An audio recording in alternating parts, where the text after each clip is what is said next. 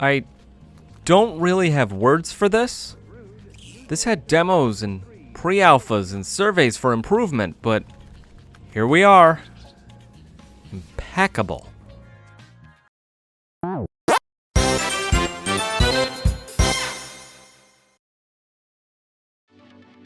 Skateboard games have had a certain niche appeal for the last several decades of gaming, but they were lacking the oomph or the twist that would keep us coming back. Port sequels, Jack Black and more were added and done and redone over and over, and now it is time for another spin on the skateboarding genre. Does Skatebird do enough to help it stand out in such a niche gaming genre? Not in the least bit, no.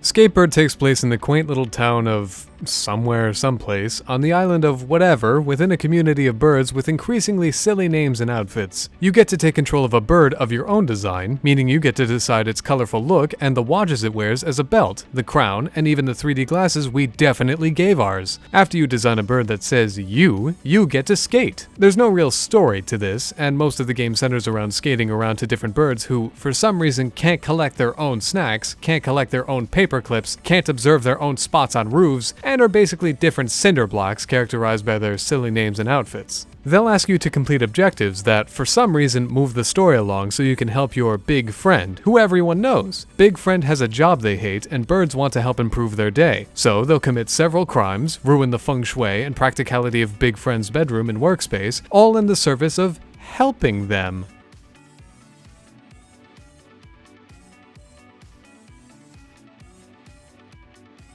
The gameplay of Skatebird centers around maneuvering the huge environment so you can do jobs for birds that will eventually lead you to the next environment. You collect things, do tricks, get points, skate in circles, and balance on things for a certain amount of time. For some reason, doing these helps your big friend out in some way. You are in constant motion in this game. You can only stop when you crash into things or are knocked off your board by objects, obstacles, and the wind itself. The best you can hope for is to hold the control stick downward, which will help you turn very slowly. You can move faster by filling this fancy meter, which will slowly fill as you do tricks or while you go down big ramps. Also, as you do tricks, this egg meter will fill as well. This will be a multiplier for when you do missions that require point values and will refill every time you land a trick or press the scream button. These, in conjunction, will help you complete missions and get from bird to bird.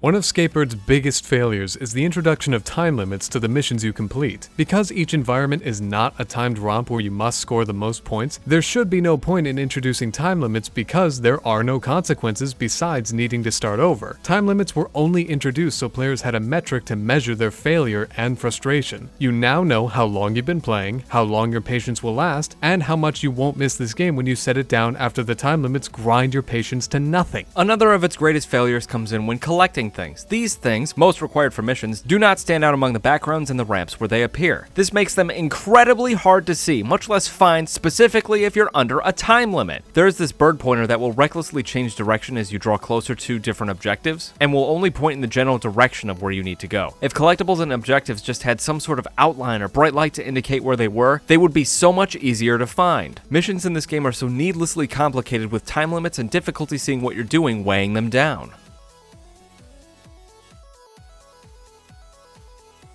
Skatebird will do very little to live up to its fun name and niche core concept. The pre-alpha-like controls and geometry detection combined with the superfluous time limits, difficulty seeing objects and collectibles, and the absolute bonkers concept of needing to collect things for birds of all creatures just destroy any confidence in this game. Our disbelief was suspended as far as it could be, and it still wasn't enough. We're disappointed to report that this fun concept is an absolutely awful concoction of failure. This will frustrate you, confuse you, let you get stuck in walls, and impose metrics to measure your own failure. It's a wholly unpleasant gaming experience, and may be the worst one we have played all year.